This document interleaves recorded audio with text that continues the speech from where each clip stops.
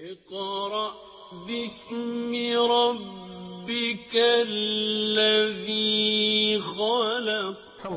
الحمد لله رب العالمين والصلاة والسلام على رسوله محمد وعلى آله وأصحابه أجمعين. Әлбәттә, күп кешеләр бу дөньяда үз максатларын эзлиләр.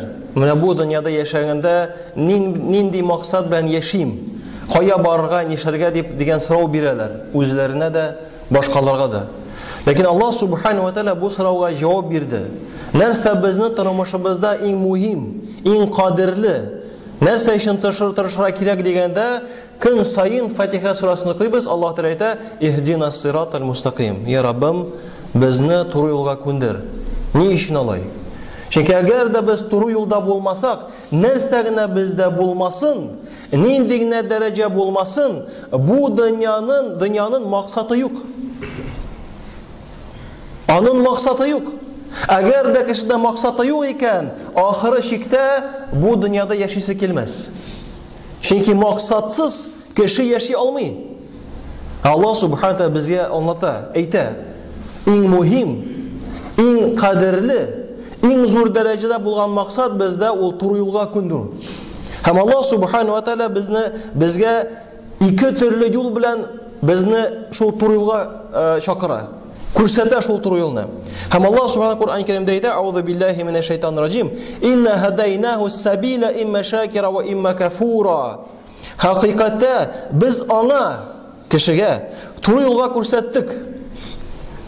Үзе сайлар, шөкер кылучы булыргамы, иманлы булыргамы, яисә шөкер кылмаучы, имансыз булыргамы. Инсан сурасы 3-нче аят. Аллаһ субханаһу тааля бөтен кешене турыга чакыра. Нинди усуллар белән дигәндә, кардәшләрем, иң беренче ул Аллаһның аятлары. Әгәр дә үзебезгә карасак, безнең аякларыбызга, кулларыбызга карасак, бөтен җир шарына көн сайын аякларны силкетәбез, көн сайын аякка басабыз, күзләрне ачабыз. Менә бу Аллаһның аятлары. Шуның белән Аллаһ субханаһу тааля безне чакыра, туры юлга чакыра. Карагыз, уйлагыз, фикерләгез ди. Күккә карагыз, тегендә, монда карагыз, уйлагыз, фикерләгез. Каяна карамасагыз да, бөтенсен Аллаһның аятлары, Аллаһның мугъҗизасы. Ул бит Муса алейһиссалам таяк белән суы гына мугъҗиза түгел. Көн сайын болытларны тоту, көн сайын безгә суларга мөмкинчелек бирү, һәрбер кешегә бу дөньяда. Көн сайын ризык бирү, көн сайын ашату. Бу кардәшләрем, әгәр дә бу вазифаны Аллаһ Тәгалә безгә биргән булса, без аны күтәрә алмассак. Аллаһ субханаһу ва тааля ул җиңел.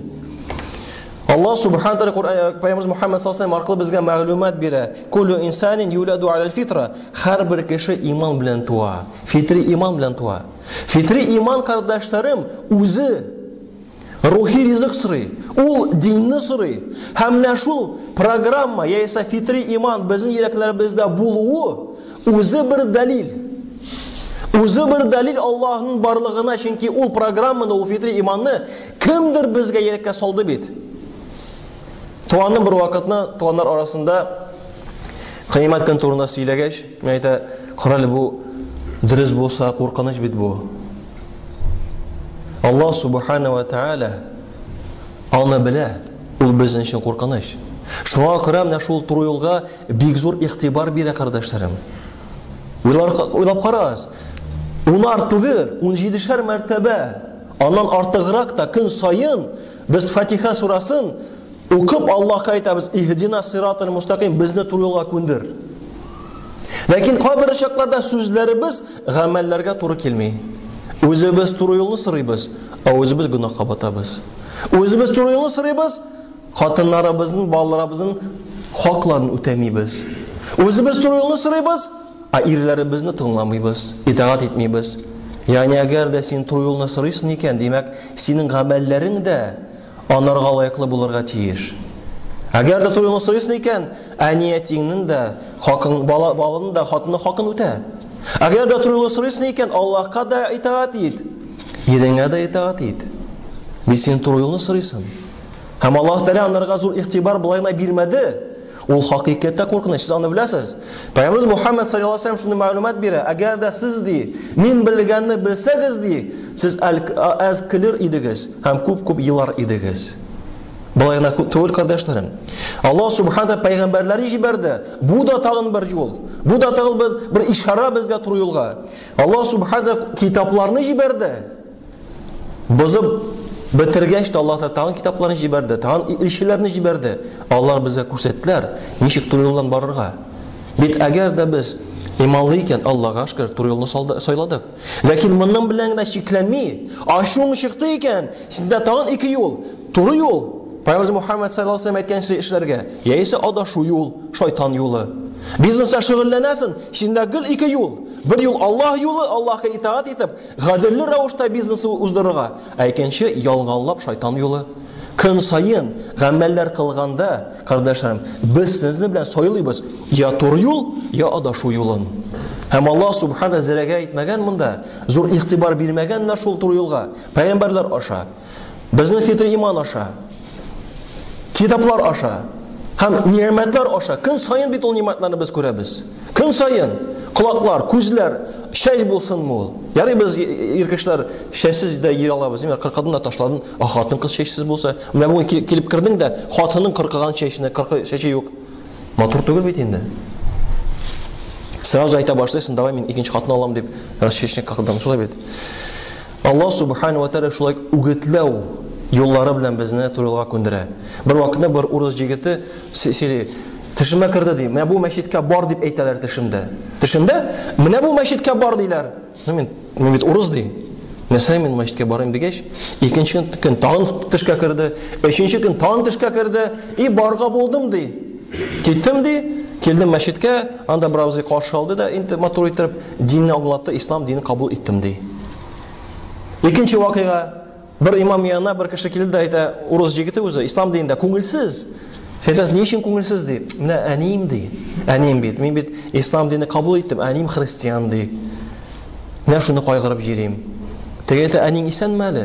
Исән, ята инде үлем ястыгында ята ди. Начар хәлдә. Соң ди, исән булгач, хәзер үк әниң янына җигер. Аякларны үбеп, динне аңлат. Теге җигерде тизрәк. Аннары бердән бер көнне очрашкач, елмаеп тора. Нәрсә булды ди? Син әйткәнчә килдем ди. Сөйләшеп, елап, нитеп, аңлатып, әнием ла илаһа иллаллаһ калимасын әйтеп, бу дөньядан китте ди. Болай гына түгел, кардәшләрем. Ул туры юлга игътибар. Һәм көн сайын аны белән эшлибез. Я туры юл сайлыйбыз, я адашу юлын. Теге тышта булган абзый түгел. Бу һәрберебезгә лаеклы хәбәр. Көн сайын гамәл кылганда, я без җәннәт юлына, җәннәткә якынаябыз, я җәһәннәмгә. Үзебез сайлыйбыз, нинди гамәлләр кылырга һәм нинди эшләр эшләргә. Һәм моннан да тыш икенче һидаят бар. Икенче бу иманлы кешеләр өчен. Беренчесе бөтен гомумән кешеләр өчен, кардәшләрем. Алар анализ эшләргә тиешләр, уйларга, фикерләргә, иманлы кешеләр өчен иһдина сиратал мустақим дигәндә без Аллаһыдан динне кабул итүне түгел. Ул бит Куранны ятлау җиңел ул. Куранны ятлау үзе җиңел. Ләкин ятлаганнан соң шул Куранны онытмаска авыр. Монда да ислам динен кабул итү җиңел. Дингә керү җиңел, ләкин ислам динендә булу, бер шиктән икенче шиккә сикермәү, туры юлдан, алтын уртадан бару, менә бу авыррак, кардәшләрем. Чөнки монда белем дә кирәк, хикмәт тә кирәк. Һәм дуа да кирәк. Аллаһка мураҗаат итеп дуа кылырга, чөнки Аллаһ Тәала туры юлдан алып баручы. Һәм Аллаһ Тәала Куръан-ы Кәримдә әйтә: "Аузу биллаһи минәш шайтанир раҗим.